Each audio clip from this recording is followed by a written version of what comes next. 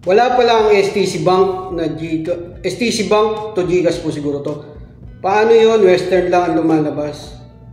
Meron po kabayan, makikita nyo mamaya. At ito pa, kabayan, paano mag-add money dito sa STC Bank?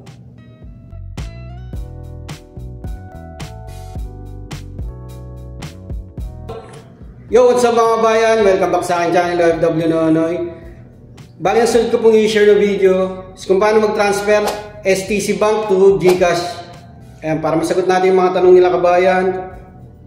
Wala pala ang STC Bank na GCash. Paano yun? Western lang lumalabas. Ayan, medyo nakakalito kasi pagka hindi mo siya tinuloy pagpindot. Marami pong medyo nakakapanibago lang. Nagbago kasi yung dashboard ng sa STC Pay natin. Bali STC Bank na pala mga kabayan. Ayan, medyo marami nang pipindutin. Ayan, makikita nyo po sa video mamaya. Tapos, kabayan, paano mag-add money dito sa STC Bank? So, ayan po yung mga gagawin natin. Okay, simulan na po natin. Ayan, login lang kayo sa STC Bank nyo. Pwedeng passcode at saka pwedeng fingerprint kung ni-register nyo na sa fingerprint yung STC Bank nyo. Ayan po yung dashboard ng STC Bank natin. Bali, ibang-iba po dun sa STC Pay. Marami pong nadagdag dyan. Bali, magpo-focus lang po muna tayo sa transfer at saka add money. Yung madalas natin ginagamit. Ito po yung transfers nila. Andyan po lahat. Add money po muna tayo. Tapos debit or credit card pag ATM po ang gagamitin natin. Ayan, pag wala pa kayong na account dyan na ATM, may click nyo lang dyan, may lalabas na add account.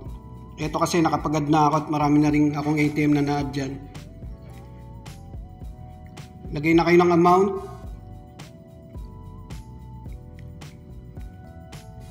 Continue nyo lang. Lagay nyo na yung CVV, yung 3 digits sa likod ng ATM nyo. Tapos continue. Magsisend ng OTP yung bangko nyo. Lagay nyo lang dyan, tapos click nyo yung blue for confirmation. Okay na, click nyo na yung done. Magsisend po yan ng mga SMS. I-close nyo lang. And pag hindi pa nag-reflect, i-refresh nyo lang yan. Ayan, lumabas na. Sunod naman po, mag-add tayo ng beneficiary. Click nyo yung transfers. International transfer, ito na yung tanong ni ma'am Tapos Western Union, ayan, nandyan naman yung dati yung beneficiary sa STC Pay, nandyan din yan. Pag mag-add kayo ng panibago, ganun pa din po, add new recipient. Tapos pangalan ng beneficiary. Tapos country. Siyempre Philippines po, i-type nyo lang dyan PH. Ayan po yung delivery option, payment method, Western Union, transfer to bank account, transfer to a mobile wallet at saka direct to Cebuana. Pag GCash, transfer to a mobile wallet po tayo. Tapos continue nyo lang. Mobile wallet name, ayan, piliin nyo lang pag GCash. Tapos yung mobile number, ganyan po yung format, 9 na kagad, alisin nyo na yung 0. Tapos relationship, tapos continue nyo na. Tapos beneficiary nationality at syempre beneficiary age, lagay nyo lang. Tapos click nyo na yung OK at continue. Magsisend ng OTP ulit ang STC Bank. Kasunod po niyan, tatawag na rin yung STC Bank. Click nyo yung check my beneficiary list. Ayan, naka-pending po siya. Ayan na, tumawag na. Sagutin nyo lang at pakinggan kung ano po yung ipapress para sa to confirm activating your international beneficiary, press 2 or press 1 to cancel.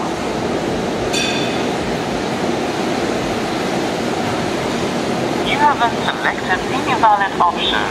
To confirm, press 2 or press 1 to cancel. The beneficiary has been activated successfully.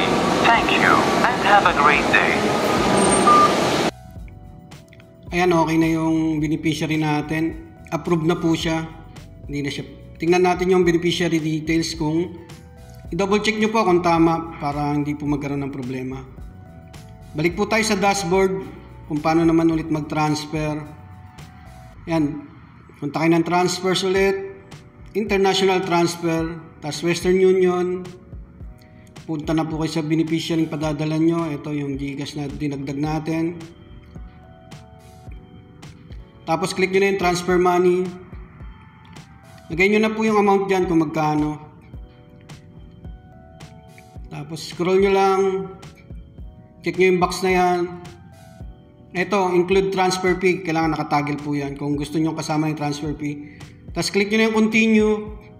Ayan, transfer summary. Andyan na rin po yung exchange rate saka yung charge. Click nyo lang yung I agree at continue. Magsasend ng OTP ang STC Bank. Ayan, okay na po siya. Click nyo na. Pwede nyo siyang i-share. Ayan, sa messenger ko siya sinishare. Yung transaction receipt po yan para kung sakaling nagkaroon ng problema. Okay na po yan. Click nyo na yung done. Check nyo yung status dyan sa may transfer. Ayan, under review pa po siya.